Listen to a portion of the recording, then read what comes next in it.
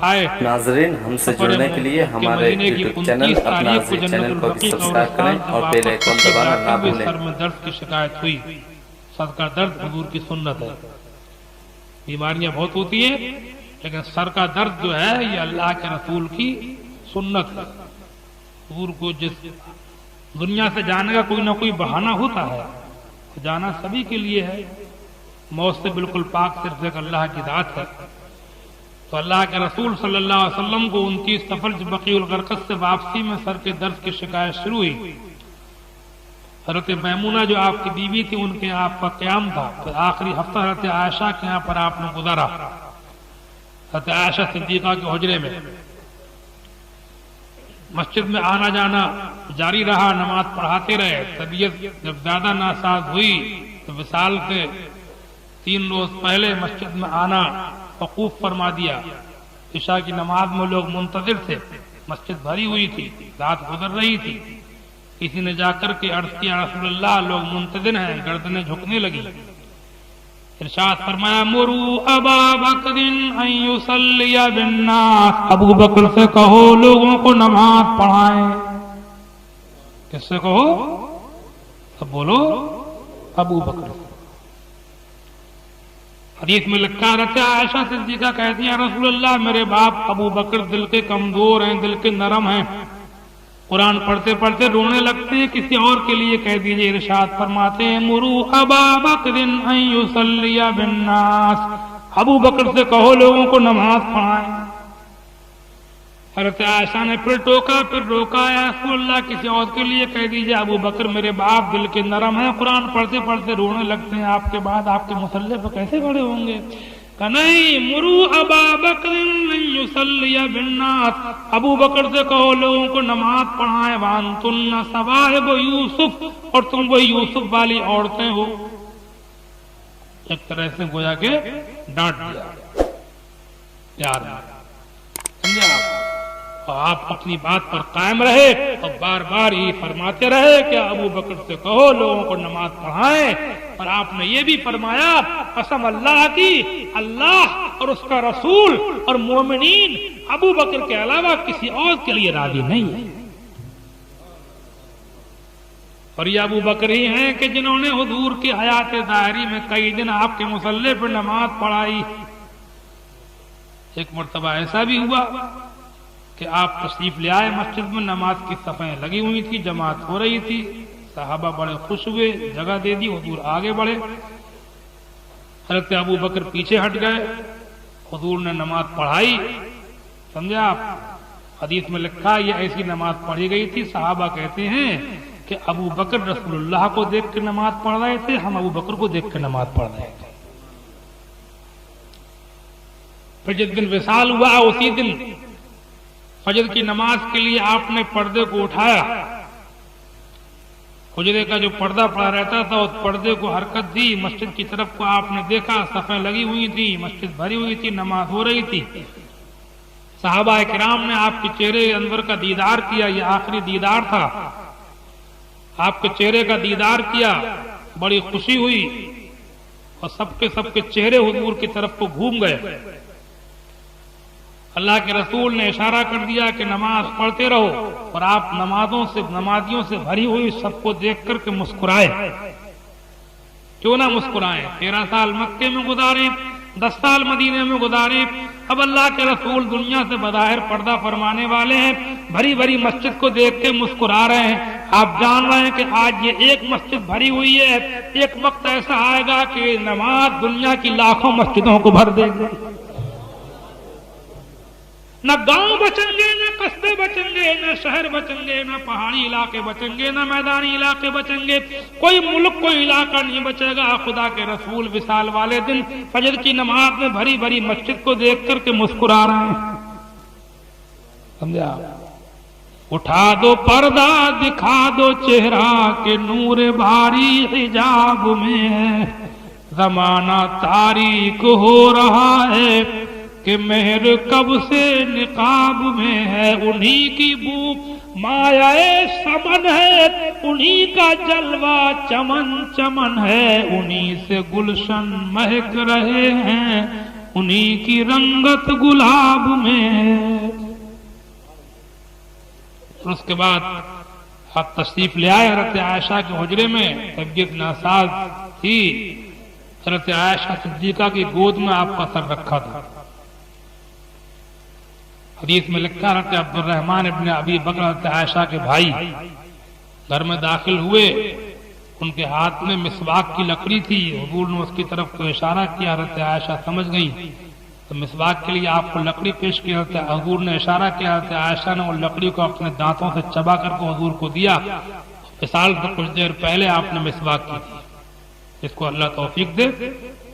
دتون لکڑی سے مسواک کیا کرو. نیم کی ہو, پیلو کی ہو, کسی چیز کی ہو. حضور کی اتنی پیاری سنت ہے. جس دن حضور کا وصال ہوا ہے حضرت عبد الرحمن بن ابی بکر کے ہاتھ میں مسواک دیکھ کر کے آپ نے خود حاصل کر کے حضرت عائشہ سے چبا کر کے اس سے مسواک کی. سمجھا. اور حضرت عائشہ صدیقہ کی گود میں آپ کا سر مبارک تھا. حدیث پاک میں لکھا ہے جبرائیل امین کے ساتھ ملک الموت فرشتے آئے اور ان کے ساتھ اور بھی لاکھوں فرشتے تھے. آپ کو سلام پیش کیا. حضرت جبرائیل نے دروازے کے باہر سے کہا یا رسول اللہ یہ موت کے فرشتے ہیں, یہ آپ کی خدمت میں حاضری چاہتے ہیں, اجازت لے کر کے آئے. یہ کہانی نہیں ہے, حدیثوں میں ہے یہ بات. حدیث میں ہے یہ. حضرت جبرائیل کے ذریعے موت کے فرشتے نے آپ کے پاس آنے کی اجازت لی ہے. تب وہ آپ کی خدمت میں سلام کر کے حاضر ہوا ہے موت کا فرشتہ. اور اللہ کے رسول صلی اللہ علیہ وسلم سے روح قبض فرمانے کی اجازت چاہیے. حضور خاموش رہے تو حضرت جبرائیل نے کہا رسول اللہ ان اللہ یحب لقاءک, اللہ آپ کی ملاقات کو پسند فرماتا ہے. اللہ تعالیٰ آپ کی ملاقات کو پسند فرماتا ہے. تو حضور نے فرشتے کو اجازت دی کہ جب اللہ میری ملاقات کو پسند فرماتا ہے تو میں بھی خدا تعالیٰ سے وصال چاہتا ہوں. اب موت کے فرشتے سے کہا کہ تو اپنا کام کر. موت کے فرشتے نے اپنا کام شروع کیا. آپ کو کچھ اذیت تکلیف معلوم ہوئی, سمجھا. آپ حدیث میں لکھا ہے کہ آپ کبھی چادر کو اپنے سر سے اتارتے تھے, کبھی اوڑھ لیتے تھے, اور یہ سب بتقاضۂ بشریت تھا. سمجھا. اور فرماتے تھے کہ اللہ میری امت کو جتنی تکلیفیں ہیں وہ سب موت کے وقت جتنی تکلیفیں وہ سب مجھ کو دے دے. سمجھا. اب اللہ جانے اس کا رسول جانے, ہمیں جو پڑھا ہم نے آپ کو بتا دیا. سمجھا. وما اوتیتم من العلم الا قلیلا. سمجھا. کیا راز ہیں, کیا کیا ہے, کیا ظاہر میں ہے اور کیا باطن میں ہے, اللہ جانے اس کا رسول جانے. سمجھا. میں دادا اس سلسلے میں کچھ کہنا نہیں چاہتا. اور حدیث میں ایک بات یہ لکھی ہے کہ وصال سے چند منٹ چند لمحات قبل آپ کی جو ہونٹوں سے آواز نکلی تھی وہ سنی گئی. تو وہ کیا تھی؟ الصلاۃ وما ملکت ایمانکم, الصلاۃ وما ملکت ایمانکم, الصلاۃ وما ملکت ایمانکم. دو باتوں کی آپ نے وصیت کی تھی کہ غلام ہیں, بیویاں ہیں, جو بھی تمہارے ماتحت ہیں ان کا خیال رکھنا. نماز اپنے ماتحتوں کا خیال رکھنا. وما ملکت ایمانکم, جو تمہارے قبضے میں, وہ چاہے غلام ہو, وادیاں ہو, نوکر نوکرانیاں ہو, بیویاں ہوں, ان کا خیال رکھنا. دو لفظ آپ کے یہ آخری وصیت ہے. اور آخری وصیت ہی پہ میں آج کی تقریر کا بھی عقید کرتا ہوں اس دعا کے ساتھ کہ اللہ تعالیٰ ان پہ ہمیں عمل کرنے کی توفیق عطا فرمائے. الصلاۃ وما ملکت ایمانکم, الصلاۃ وما ملکت ایمانکم. نماز اور اپنے ماتحتوں کا خیال رکھنا. حضرت عائشہ کہتی ہیں کہ اس کے بعد میں نے دیکھا کہ اللہ کے رسول صلی اللہ تعالی علیہ وسلم کی گردن مبارک جو تھی وہ جس طریقے سے روح نکلنے کے بعد جسم ہو جاتا ہے ڈھیلا, اس طریقے سے ہو گئی اور آپ کو لٹال دیا گیا. اور جن کپڑوں میں آپ تھے انہی میں آپ کو غسل دیا گیا. واقعات بہت زیادہ ہیں, میں اس وقت اب بڑھانا نہیں چاہتا. اسی حجرے میں آپ کو دفن کیا گیا جہاں پر آپ کا وصال ہوا. وہی حجرہ ہے جو آج جہاں گنبد خضرا ہے, سمجھا؟ وہی جگہ ہے کہ جس کے نقشے اور تغرے بھی دیکھ کر کے دل کو تسلی ملتی ہے, جہاں پر پہنچ کر کے ہٹنے کو طبیعت نہیں چاہتا. وہ دیکھ لیتا ہے زندگی پر اسی کی یاد میں جی رہتا ہے, سمجھا؟ تو کیا آپ کو بتاؤں, وہ کیفیات ہیں جو بیان سے باہر ہیں, وہ لذتیں ہیں کہ جو الفاظ کے سانچے میں نہیں ڈالی جا سکتی, سمجھا؟ وہ سرور و کیف ہے جس کو اللہ چاہتا ہے عطا فرماتا ہے. دیکھنے والے وہاں اب بھی دیکھ رہے ہیں, سب کچھ دیکھ رہے ہیں, اور دیکھنے والے بھی دیکھ رہے ہیں, اور حضور بھی اب بھی سب کو ملاحظہ فرما رہے ہیں, سمجھا؟ وہ سنہری جالیاں ہیں جن کے اندر اللہ کا محبوب ہے.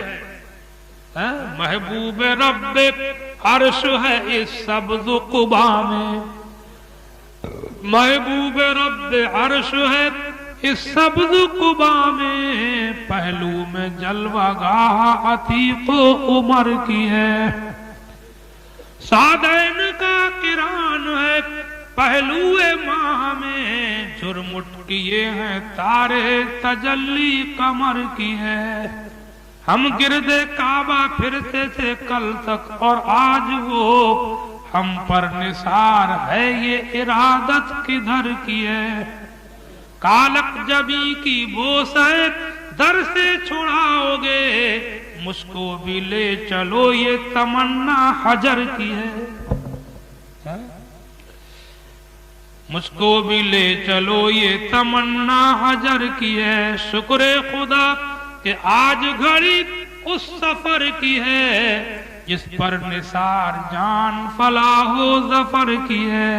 اے اللہ کے محبوب, یہ گنبد خضرا میں آرام فرمانے والے خدا کے رسول, امت مسلمہ آج بھی تیری بارگاہ میں سلام نیاز پیش کرتی ہے. اے اللہ کے رسول, ہم گناہگار ہیں, سیاکار ہیں, بدکار ہیں, لیکن آخر آپ کے ہی تو ہیں. بد ہیں مگر انہی کے ہیں, باغی نہیں ہیں ہم, نجدی نہ آئیں ان کو یہ منزل خطر کی ہے. اور آپ سنا دے عشق کے بولوں میں اے رضا, مشتاق طبع و لذت سوز جگر کی ہے. وآخر دعوانا ان الحمدللہ رب العالمین. 2-3 شعر سلام کے, 2-3 لفظ دعا.